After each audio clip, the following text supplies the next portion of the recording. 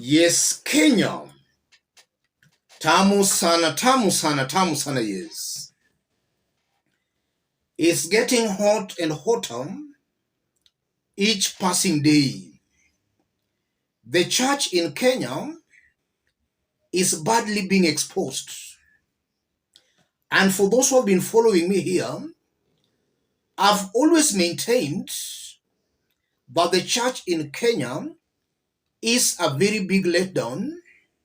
And William Ruto, from the way he and his team have been playing their politics, they have also been helping in destroying the church in Kenya. And that is because the church pulpit has been reduced into a political arena where politicians attack their political opponents. And the preachers seems to be praising the politicians as they attack their opponents on the church pulpit.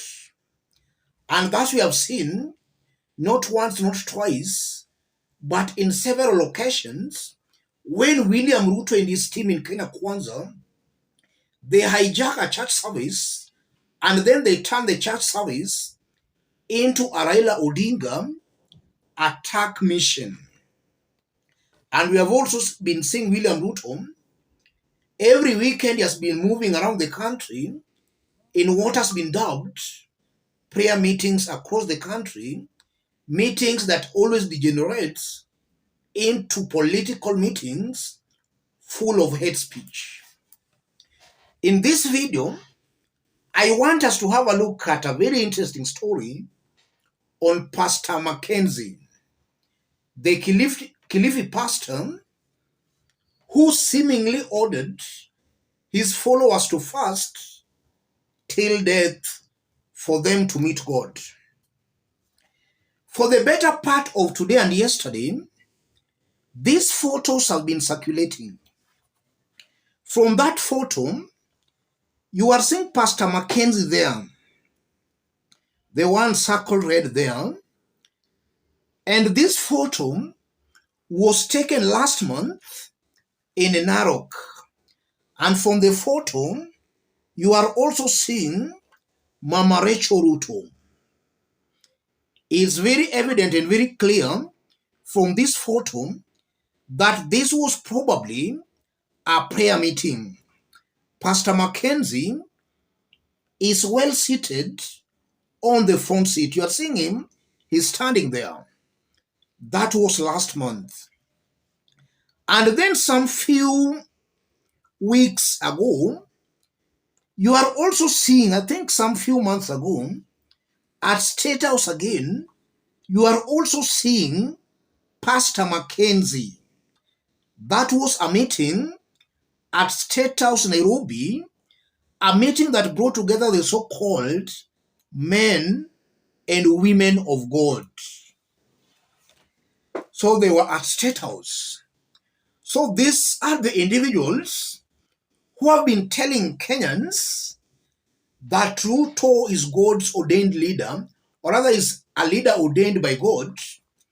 And these have been the men and women of God who some have even been cursing and attacking Raila Odinga for opposing William Ruto and his team. You are seeing clearly that they are the same type of men and women of God ordering their followers to fast till death for them to see God. In this video, I want us to dig deep into this story, in which I'll explain why I strongly believe this pastor is being attacked now by the government, and why the immediate target after this is Pastor Ezekiel.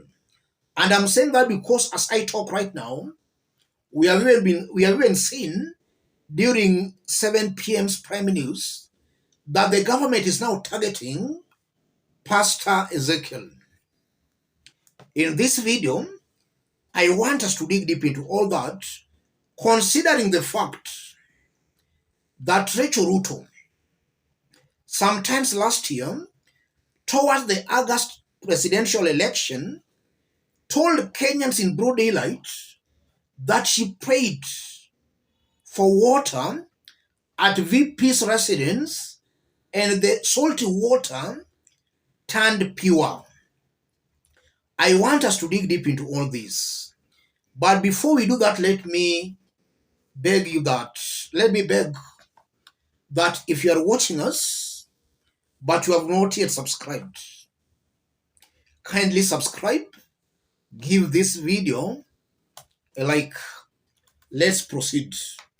Let me start by saying this. The church in Kenya is rotten to the core.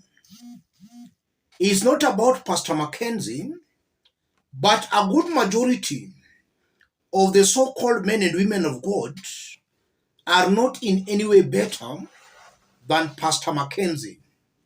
It's only that they might still be serving the interest of those in power. This fake pastor here, Mackenzie, is most definitely being exposed because he might have started drifting away from serving men and women in power. As much as it's very clear from what we are saying that he might be a fake one, it's highly possible the government is zeroing on him and exposing him because he might be parting ways with the government. That's why he's being exposed. There are so many fake pastors who are still being worshipped and still being invited to State House. They are not in any way better than this one here. And then secondly, listening to news today this evening, I've seen Kindiki, CS Interior, saying that something like this will never happen again. Will never happen again in Kenya. From where I sit, those are empty threats. Those are hot air. As I talk, Kenyans are still being brainwashed in these so-called churches. And the brainwashing is even very rampant at the highest political office in the land.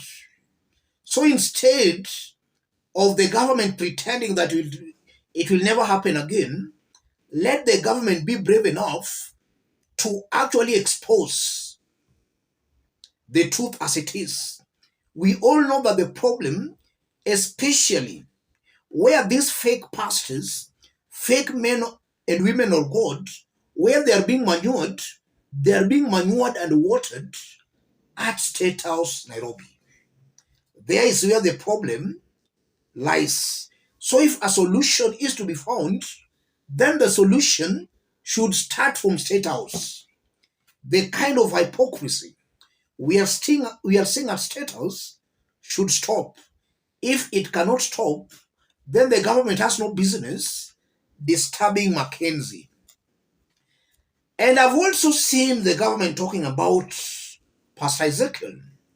The truth of the matter, the government might be using this fake Pastor Mackenzie to target men and women of God who are considered government's critics.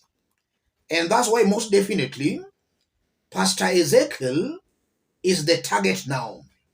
Kenyans should rise and gang against such political maneuvers by the government.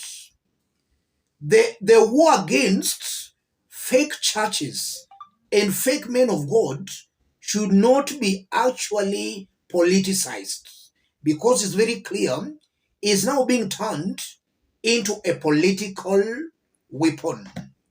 Kenyans should reject that. And I'm very sure after Pastor Ezekiel, any man or woman of God talking ill of the government will be declared a false man or woman of God. Kenyans should see that before we reach there. So all these, in my honest opinion, are just political games by William Ruto's government. And also, as I conclude, last year, Mama Aido Odinga called for the regulation of the church. Ruto and his team attacked Mama Aida. Right now, they are also, they seem to be in agreement with what Mama Aida said. Only that for the government now, they are turning it into a political weapon. Kenyans should be very careful as they support the government's crackdown on some of these fake churches. Let me stop it there, ladies and gentlemen. If you want to support our forum, I've pinned my number on the comment section. Contact me through the number or feel free to channel your support to the number. Let's meet in our next analysis. Thank you.